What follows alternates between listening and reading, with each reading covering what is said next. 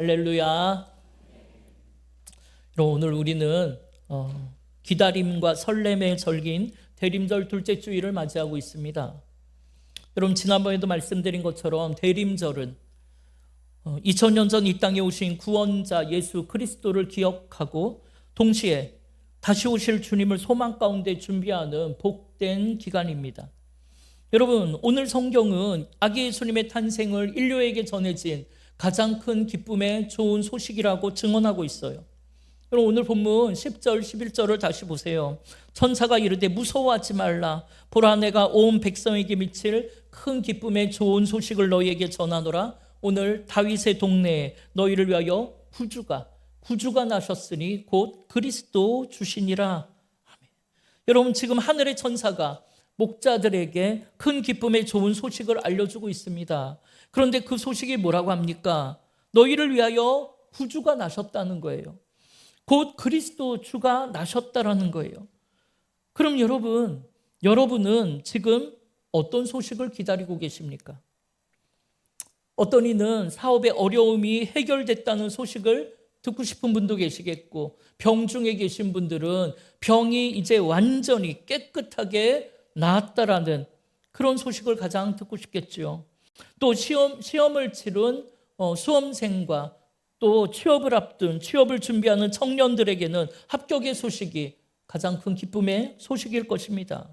또 아이를 기다리는 가정에는 아기를 가졌다는 소식이 가장 큰 기쁨의 소식이겠죠. 여러분, 성경에도 보면 아기가 없었던 가정에 하나님의 은혜 가운데 은혜로 아기를 가졌다는 이야기를 많이 찾아볼 수 있습니다. 여러분, 대표적인 게 아브라함의 가정 이삭의 이야기겠죠. 하늘의 별과 같이 바다의 모래와 같이 수많은 자손의 축복을 주시겠다고 하나님 약속하셨지만 아무리 기다려도 소식이 없어요. 그래서 그들은 너무나 힘든 시간을 보내고 있었겠죠. 그러던 어느 날 창세기 17장 16절에 보면 아브라함을 찾아오신 하나님께서 아브라함과 언약을 맺으시면서 네 아내 사라에게 아들을 주리라고 약속하셨어요. 그런데 여러분, 아브라함은 속으로 그때가 되면 내 나이는 100세고 내 아내 사라의 나이는 90세인데 우리가 어떻게 아기를 낳을 수 있을까? 그렇게 속으로 웃었다는 거예요. 이에 하나님께서는 창세기 17장 19절에 다시 한번 너희가 아들을 낳을 것이라 약속하시면서 그 이름을 이삭이라고까지 지어주셨습니다.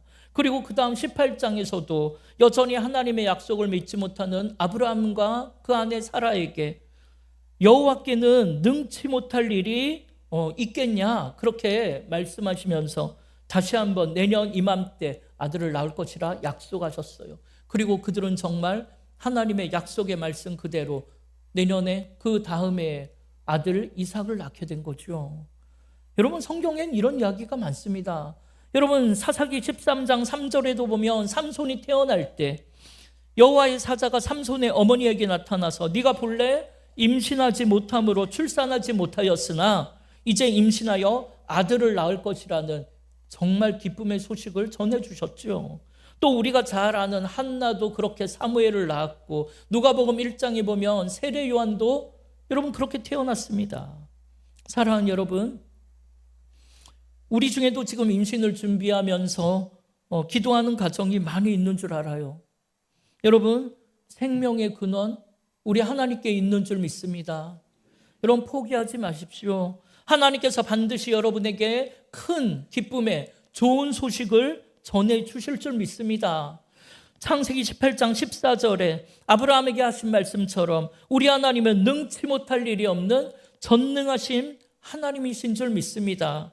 이에 아기를 기다리는 모든 가정에 우리 하나님 태문을 활짝 열어주시고 큰 기쁨의 좋은 소식이 임하기를 주님의 이름으로 축원합니다. 그런데 여러분, 우리가 신앙생활하면서 그런 어려움을 겪을 때마다 참 궁금한 것이, 우리 하나님은 능치 못할 일이 없는 전능하신 하나님이라 하시면서 왜 때로는 우리를 이렇게 애타게 만드시고 왜 때로는 사망의 음침한 골짜기를 걷게 우리를 거기로 데려가시냐는 거예요. 여러분은 그런 생각 해보신 적 없으십니까? 저는 믿음이 약해서 그런지 어릴 때 그런 생각과 원망을 참 많이 했었어요. 그런데 여러분, 그렇게 푸른 초장과 쉴만한 물가를 원하는 우리가 사망의 음침한 골짜기와 벼랑 끝을 지나면서 깨닫게 되는 게 뭐냐면, 그때 그 짧은 양의 다리로 조심조심, 정말 넘어질까 아니면 떨어질까 조심조심 걷게 되더라는 거예요. 그러면서 여러분, 그때 우리가 누구 곁에 찰싹 붙어 있게 될까요? 목자 대신, 바로 목자 대신 예수님 곁에 찰싹 붙어 있게 되더라는 거예요. 사실 푸른 초장에만 있으면 자꾸만 목자를 떠나서 이곳저곳을 혼자 돌아다니게 되더라고요. 그런데 사망의 음침한 골짜기로 들어가게 되면 사랑하는 목자 옆에 가장 가까이에 찰싹 붙어 있게 되는 겁니다. 그러니까 그게 바로 우리의 삶에, 풍랑이 있는 우리의 삶에 위로요, 하나님의 은혜요, 또 축복 아니겠습니까? 이렇게 목자 되신 주님을 떠나지 않고 정말 목자 되신 주님께 딱 붙어 지내라고, 그런 복받은 인생 되게 하시려고 때로는 우리를 사망의 음침한 골짜기로 걷게 하시더라는 거예요. 따라서 만약에 지금 여러분의 삶이 벼랑 끝을 걷고 계시다면, 사망의 음침한 골짜기를 지나고 계시다면, 여러분 목자 되신 주님의 음성을 듣고 주님 곁에 여러분 찰싹 붙어 계시기 바랍니다. 그럴 때 시편 23편에 여러분 4절에 뭐라고 고백합니까? 내가 사망의 음침한 골짜기를 다닐지라도 내가 해를 두려워하지 않는 것은 누가 나와 함께 하심이에요? 주께서 나와 함께 하심이라.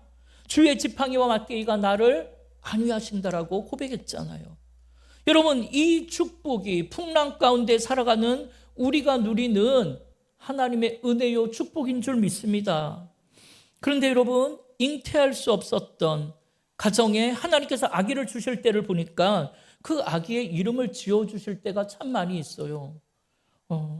이삭도 그렇고, 여러분 삼손도 세례 요한도 다 그래요. 근데 여러분, 이걸 자칫 오해하게 되면 우리가 아기를 원할 때 아기의 이름을 먼저 지어놔야 하나님이 주시는가 보다, 이렇게 오해할 수 있는데, 여러분 그렇게 생각하면 안 돼요. 여러분, 하나님께서 태어날 아기의 이름을 지어주셨다는 것은 그 아기를 향한 하나님의 꿈과 비전을 보여주신 거예요. 따라서 우리가 가정에서 임신을 준비할 때 가장 중요한 것은 이 아기를 향한 하나님의 마음을 품는 게 제일 중요해요. 이 아기를 향한 하나님의 꿈과 비전을 품는 게 중요해요. 여러분, 저도 저희 부모님이 저를 가졌을 때 이 아기를 하나님의 종으로 바치겠다는 마음으로 서원 기도하고 태어났잖아요. 여러분, 우리 부모님이 서원하며 기도하셨지만 여러분, 부모님에게 그 마음을 주신 분이 하나님인 줄 믿습니다. 하나님이 그 마음을 주셨고 그 기도를 우리 하나님이 받으셔서 저를 주의 종의 길로 인도하신 거잖아요. 여러분, 제가 셋째 아이를 낳을 때, 물론 제가 낳은 건 아니죠. 제가 낳은 건 아니지만 셋째 아이를 낳을 때 이 아이의 이름을 뭘로 할까 고민됐었어요. 왜냐하면 첫째 아이는 성경을 제가 쭉 읽다 보니까 출애굽의 영웅 모세를 향해 하나님의 사람이라고 표현한 것이 너무나 마음에 감동이 되어서 하나님의 사람, 첫 글자와 끝 글자를 따서 하람이라고 지었어요. 그러니까 자연스럽게 둘째는 예수님의 사람, 예람이라고 짓게 되더라고요. 그런데 셋째를 가지니까 사람들이 그럼 셋째는 성령님의 사람이라고 지을 거냐고 그러더라고요. 그래서 가만 보니까 성남? 이건 좀 어감이 안 좋은 것 같아요. 그래서 뭘로 할까 고민하다가 하나님의 마음을 품은 아이가 되라는 그런 마음을 주셔서 하음이라고 짓게 됐어요. 물론 얘가 지금은 사춘기를 지나느라고 하나님의 마음과는 거리가 좀 멀긴 하지만 언젠간 그 이름의 뜻대로 하나님의 마음을 품은 아들이 되리라 기도하는 거죠. 이렇게 부모들은 하나님이 자신들에게 주신 소망과 또 그 신앙 고백을 담아서 우리 아이들의 자녀들의 이름을 지을 거예요. 그렇다면 여러분, 하나님께서는 독생자 아들을 이 땅에 보내시면서 과연 어떤 마음을 담아 그 이름을 뭐라고 지었습니까? 예수라 하라. 그럼 오늘 우리가 읽은 본문 밑에 21절에 보면 그 이름을 예수라 했어요.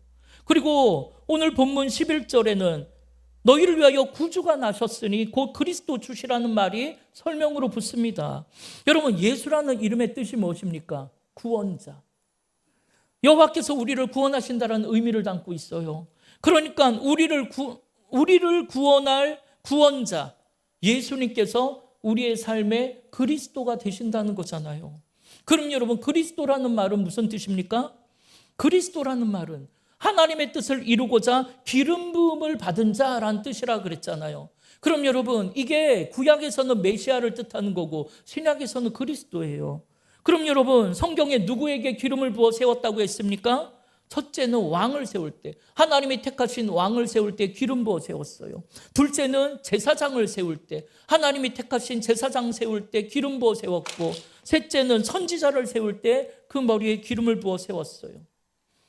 이에 우리의 구원자 예수가 그리스도라는 말은 예수님이 우리를 다스릴 왕으로 이 땅에 오셨다는 것이요, 하나님과 우리의 중보자가 되어주시는 제사장으로, 대제사장으로 오셨다는 것이고, 이 땅에 날량한 하나님의 말씀을 대언해 주실 선지자로 오셨다는 것을 의미해요.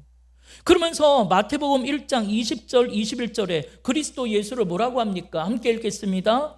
이 일을 생각할 때 주의 사자가 현몽하여 이르되 다윗의 자손 요셉아 내 아내 마리아 데려오기를 무서워하지 말. 그에게 잉태된 자는 성령으로 된 것이라. 아들을 낳으리니 이름을 예수라 하라. 이는 그가 자기 백성을 그들의 죄에서 구원할 자이심이라 하니라. 아멘. 여러분, 뭐라고요? 그리스도이신 예수님께서는 우리를 뭐에서 구원하실 분이라고요?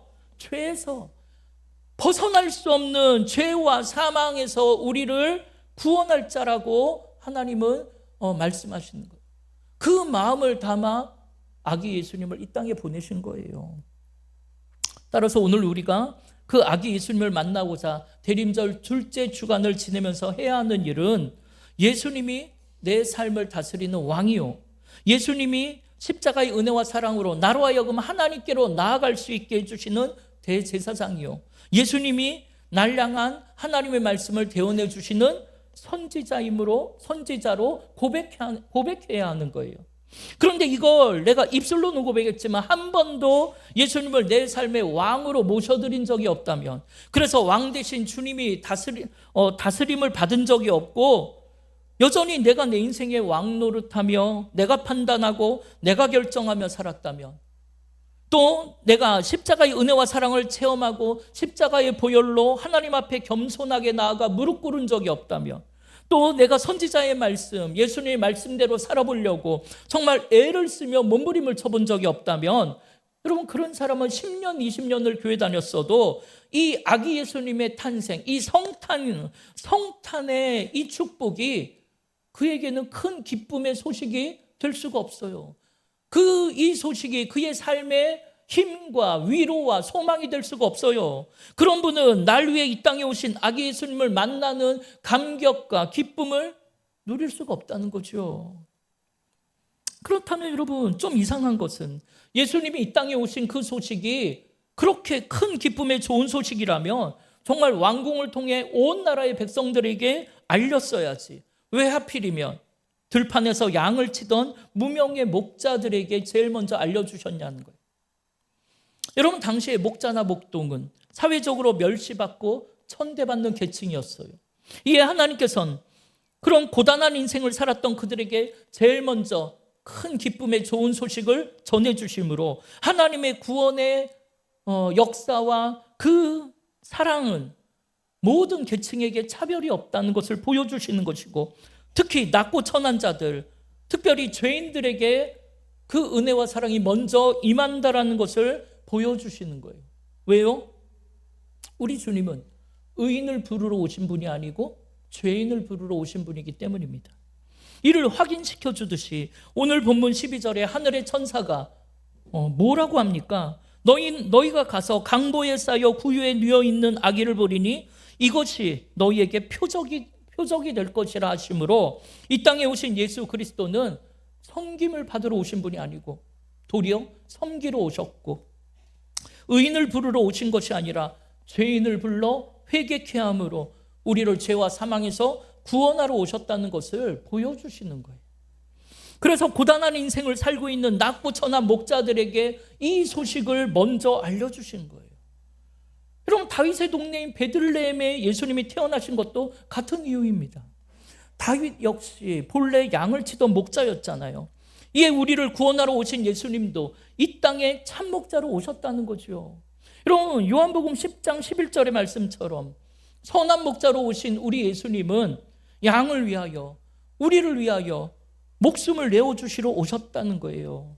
이에 이런 상징을 담아서 들판에서 양들을 지키던 목자에게 제일 먼저 이런 복음의 소식을 알려주신 거예요.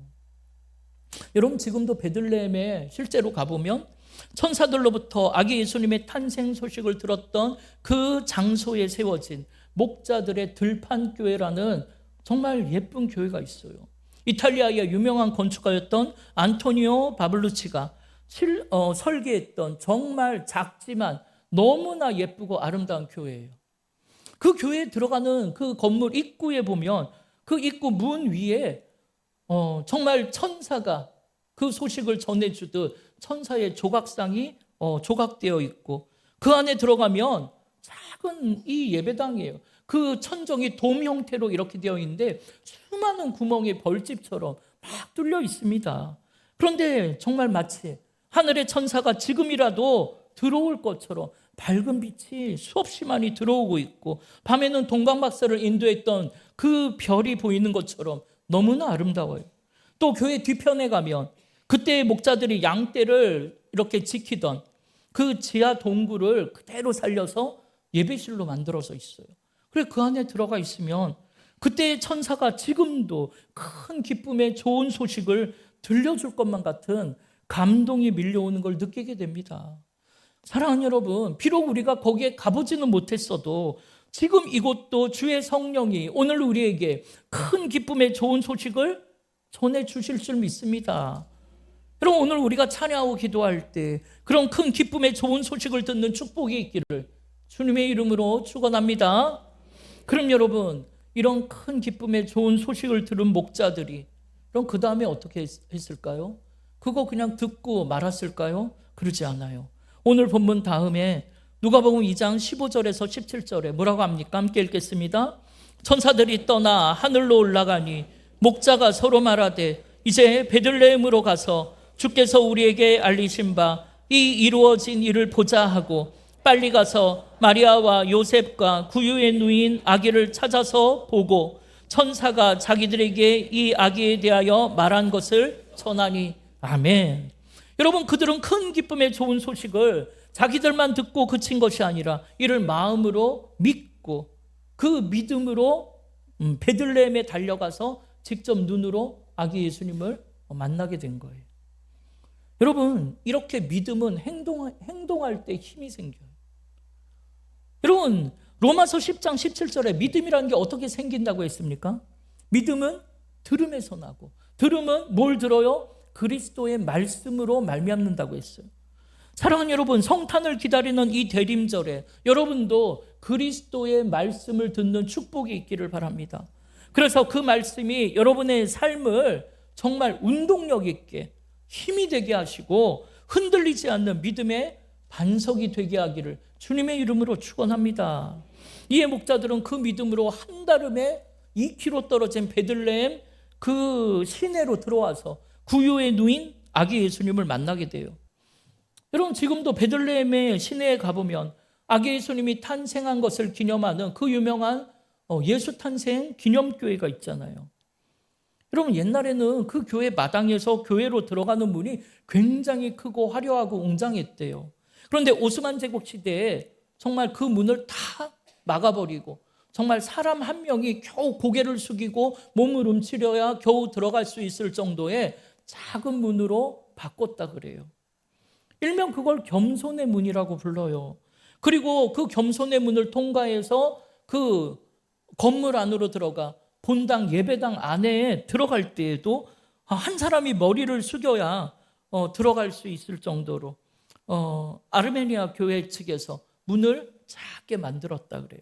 그래서 그 문을 들어가야 정말 본당으로 이제 예배당으로 들어가는 거예요. 여러분, 이게 무엇을 의미하겠습니까? 바로 겸손의 왕이자 평화의 왕으로 오신 그리스도 예수를 만나기 위해서는 세상의 영광, 세상 욕심에 물든 우리의 삶과 마음을 겸손하게 내려놓고 들어와야 한다는 것 아니겠습니까? 그리고 그 교회 지하로 더 깊이 내려가 보면 바로 예수님을 누였던 구유가 있었던 장소를 이제 표시해 놨고 그 앞에 동방박사를 인도한 베들레헴의 별이 바닥에 형상화되어 있어요. 그래서 지금도 수많은 순례객들이 그곳에서 무릎을 꿇고 아기 예수님을 만나는 감격과 감동을 누리게 됐죠. 그런데 여러분, 그렇게 큰 기쁨의 좋은 소식을 들은 제자들의 그 믿음의 행동은 거기에서 그치지 않았습니다. 이제 이 목자들은 이 아기에 대해 듣고 보고 믿은 것을 사람들에게 전했다고 성경은 기록하고 있어요. 이렇게 그들은 예수님이 이 땅에 오신 것을 처음으로 듣고 봤을 뿐만 아니라 처음으로 예수님을 전한 최초의 전도자로 변화된 삶을 살게 된 거예요. 그렇다면 여러분, 오늘 본문에 보면 이 소식은 온 백성에게 미칠 큰 기쁨의 좋은 소식이라고 했는데, 그러면 그 온 백성에 오늘 우리도 포함되는 걸까요? 물론이죠. 오늘 우리도 당연히 포함되죠. 우리뿐만 아니라 예수를 믿지 않고 있는 세상 모든 사람들도 여기에 해당되는 줄 믿습니다. 그렇다면 여러분은 이 예수님의 이 탄생의 이 기쁜 소식이 여러분에게도 기쁜 소식이 되고 계십니까? 여러분이 세상을 살아갈 힘과 소망이 되고 있습니까? 사망의 음침한 골짜기를 걸어가도 이 소식 하나만 붙잡으면 다시 한번 일어나 걸어갈 수 있는 그런 능력이 생깁니까? 그렇다면 여러분은 날 위한 이 큰 기쁨의 좋은 소식, 바로 내 인생의 모든 후회와 아픔, 죄로 인한 자책과 죽음의 두려움으로부터 나를 구원하실 이 예수님이 오셨다는 소식을 여러분은 실제로 들어보셨습니까? 만약 그렇다면 그날의 목자들처럼 오늘 우리도 마땅히 이 큰 기쁨의 좋은 소식을 온 세상 사람들에게 전하며 살아야 하는 것 아니겠습니까? 여러분, 주님이 사도행전 1장 8절에 뭐라고 했습니까? 오직 성령이 너희에게 임하시면 너희가 권능을 받고 예루살렘과 온 유대와 사마리아 땅끝까지 이르러 내 뭐가 되라고요? 증인이 되라고 하셨잖아요. 여러분, 이 말씀이 오늘 우리에게 주신 사명의 말씀으로 믿으신다면 우리가 만나는 모든 사람에게 큰 기쁨의 좋은 소식을 전하는 성탄의 증인이요 부활의 증인이 되시기를 바랍니다. 그런데 여러분, 그러기 위해서는 내가 먼저 기쁨의 좋은 소식인 구원자 예수 그리스도를 만나야 하지 않겠습니까? 여러분, 주님이 기쁨의 좋은 소식인 것과 그 기쁨의 소식을 누리는 것과는 완전 별개의 문제예요. 여러분, 2000년 전에도 큰 기쁨의 좋은 소식을 누리지 못한 사람이 정말 많았습니다. 그럼 여러분, 과연 어떻게 하면 내가 매일매일의 내 삶에 이 큰 기쁨의 좋은 소식을 누리는 인생이 될 수 있을까요? 이런 것은 내가 죽을 수밖에 없었던 죄인임을 날마다 고백하고 날 위해 이 땅에 오신 예수 그리스도 앞에 겸손하게 무릎을 꿇을 때 누릴 수 있는 것 아니겠습니까? 그래서 세상에서 우리가 아무리 성공을 했더라도 아무리 화려한 인생을 살고 있더라도 우리는 결국 한 줌의 흙으로 돌아갈 수밖에 없는 연약한 인생이라는 것을 고백해야 돼요. 따라서 우리는 나의 부족함과 연약함, 허물과 더러움, 죄와 죽음을 통감하고 자신의 힘으로는 그 사망 권세의 올무에서부터 도저히 벗어날 수 없음을 고백하고 우리의 인생을 주관하시는 주님 앞에 겸손하게 무릎 꿇을 때, 여러분, 이 큰 기쁨의 좋은 소식이 나에게도 기쁨의 좋은 소식이 되고 내가 세상을 살아갈 힘과 소망이 되는 줄 믿습니다. 여러분, 들판에서 양을 치던 목자들에게는 아기 예수님의 탄생의 소식이 정말 그들에게는 큰 기쁨의 좋은 소식이었지만, 여러분, 왕궁에서 세상의 것을 움켜쥐고 살아가던 헤롯 왕에게는 아기 예수님의 탄생의 소식이 기쁨의 소식이 되지 못했다는 건, 여러분, 세상에 물든 우리의 마음을 예수님의 구유 앞에 내려놓지 않고는 큰 기쁨의 좋은 소식을 누릴 수가 없다는 것 아니겠습니까? 사랑하는 여러분, 이번 주는 대림절 둘째 주간이에요. 그런데 이때 날 향한 하나님의 놀라운 꿈과 비전의 소식이 아니라 세상의 헛된 소식을 기다리고 계신다면 그런 사람은 구유에 누인 아기 예수님을 보며 실망할지도 몰라요. 이에 우리는 마지막 날이면 다 놓고 갈 세상의 것을 의지하는 교만하고 욕심 가득한 마음을 주님의 구유 앞에, 날 위한 십자가 앞에 겸손하게 내려놓으시기를 바랍니다. 그리고 그 앞에 나를 괴롭히며 나를 아프게 하는 세상 무거운 짐도 다 내려놓으시기를 바라요. 그래서 날 위해 낮고 천한 이 땅에 오신 예수님을 여러분 정말 깊이 만나는 은혜가 있기를 바랍니다. 그럴 때 선한 목자 되신 주님께 찰싹 붙어있는 인생이 되어서 어떤 풍랑도 두려워하지 않는 주께서 나와 함께 하시는 축복의 삶을 사시기를 바랍니다. 예, 이번 한 주간 그런 큰 기쁨의 좋은 소식을 듣는 은혜와 축복이 있기를 주님의 이름으로 축원합니다. 우리 시간 함께 결단하면서 다시 오실 주님 기다리는 믿음과 소망으로 이 찬양 올려드리겠습니다. 우리 함께 고백하십시다. 마라나타 주 예수여, 마라나타 주 예수여, 어서 오시옵소서. 땅의 모든 끝 모든 족속 주를 찬송하소서.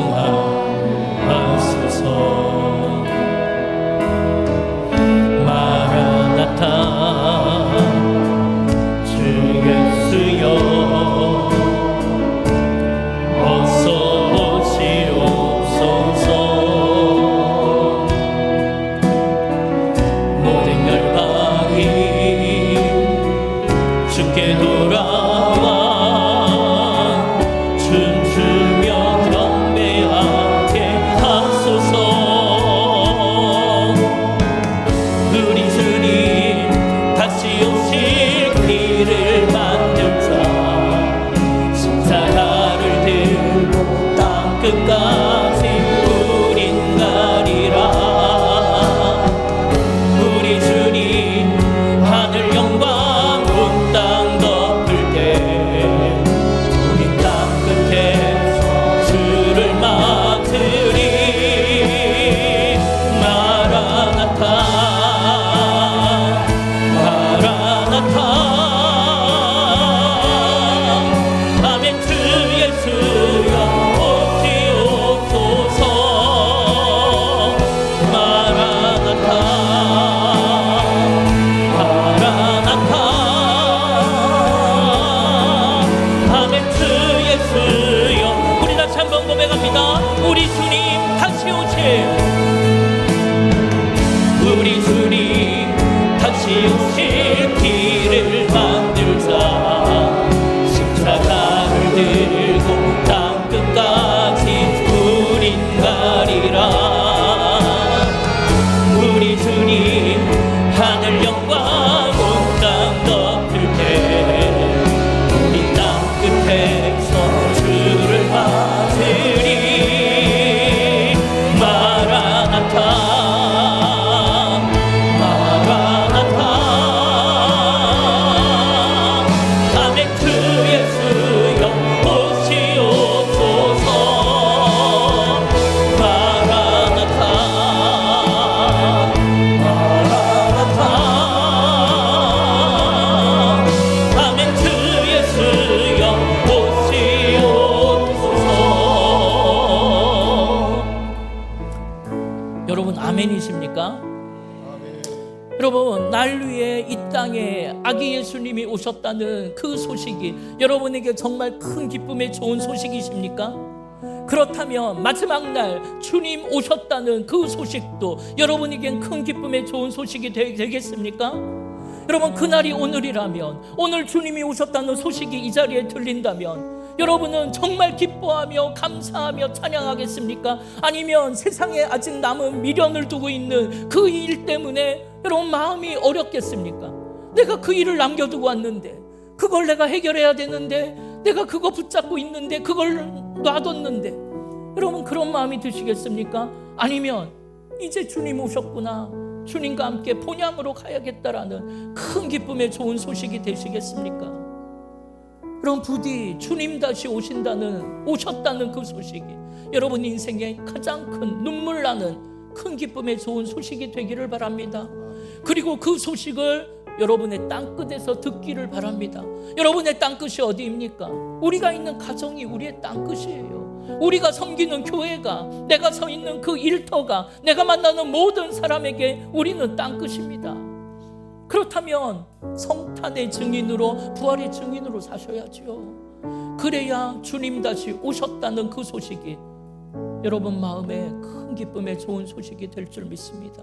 이 시간 기도하십시다.